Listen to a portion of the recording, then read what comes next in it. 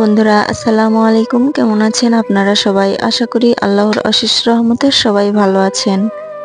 আপনাদের দোয়া এবং ভালোবাসায় আলহামদুলিল্লাহ আমি অনেক ভালো আছি। গ্রামের মেয়েদের সকাল শুরু হয় বাসি কাজ দিয়ে। প্রতিদিনের মতো আজকে আর বাসি কাজগুলো করব না। আজকে খিচুড়ি করব, সেটা আমি কালকে থেকেই ভেবে রাখছিলাম। জন্য আমি রাতেই বুট ভিজে রাখছি। সকালবেলা সর্বপ্রথম আমি সেগুলোর খোসা ছাড়িয়ে নিলাম। অন্যদিকে আমার আম্মু বাকি রান্নার জোগাড়গুলো করে নিচ্ছিল। তারপর আমি সবগুলো ধুয়ে রেডি করে চুলার পাড়ে নিয়ে গেলাম। বাসি চুলার পাড়টা সবার আগে ঝাড়ু দিয়ে নিছি। আগে রান্না বসিয়ে তারপর বাসি কাজগুলো করব। আজকে এমনিতেই অনেকটা দেরি হয়ে গেছে, সেই জন্য পাতিলে সবার আগে দিয়ে দিলাম চাল। চালের সঙ্গে ছিল মসুর ডাল। তারপরে দিয়ে দিব ঝুরি করে রাখা লাউ। তারপরে দিয়ে দিব রাত থেকে ভিজিয়ে রাখা বুটের ডাল। তারপরে দিয়ে দিব রসুন, পেঁয়াজ আর কাঁচামরিচ কুচি। দিয়ে দিলাম পরিমাণ মতো আদা বাটা। তারপরে দিয়ে দিলাম আস্ত গরম মশলা। তারপরে দিব হলুদ, নুন, জিরা। তারপরে দিয়ে দিব সরিষার তেল। ভুজনা, খিচুড়ি বা বিরিয়ানি যেটাই বলেন না কেন, সরিষার তেল দিলে কিন্তু অনেকটা সুস্বাদু হয়।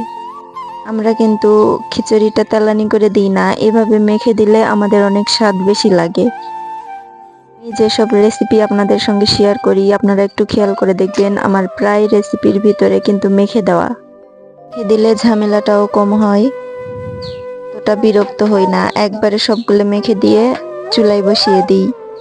এই চুলায় অনেক দিন থেকে রান্না করা হয়নি, চুলার ভিতরে পানি পড়ে, সেই জন্য চুলাটা অনেক ভিজে আছে।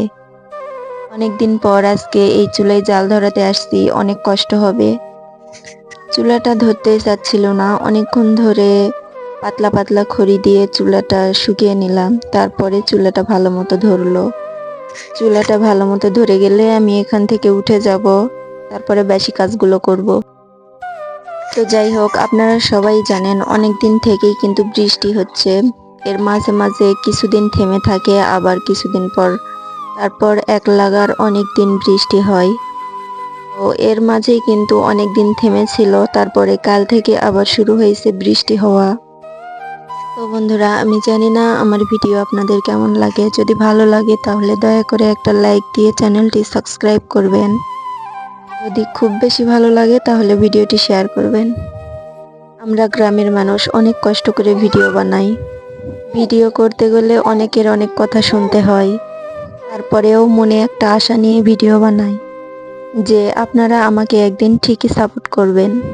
একটা ভিডিও এডিট করা, ভয়েস দেওয়া অনেক সময়ের প্রয়োজন হয়। আমি যেভাবে বুঝি অন্যদেরকে এভাবে বুঝাতে পারি না।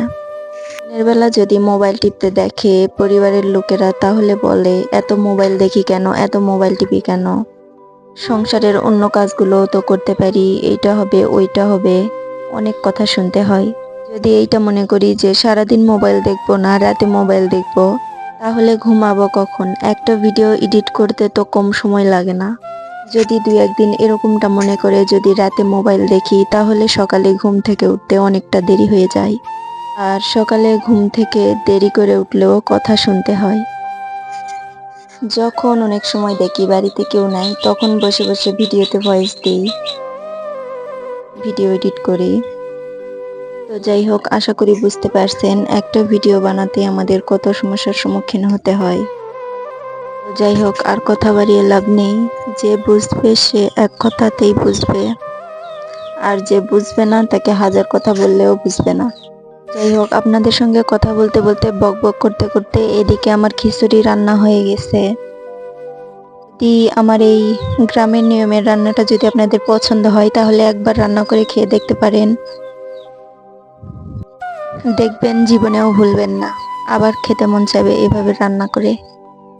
যাই হোক, আজকের ভিডিওটা এই পর্যন্তই। সবাই ভালো থাকবেন, সুস্থ থাকবেন। ভিডিওটি ভালো লাগলে শেয়ার করে দিবেন। আজকের মতো এখানেই বিদায় নিচ্ছি। আল্লাহ হাফেজ। সবাই ভালো থাকবেন।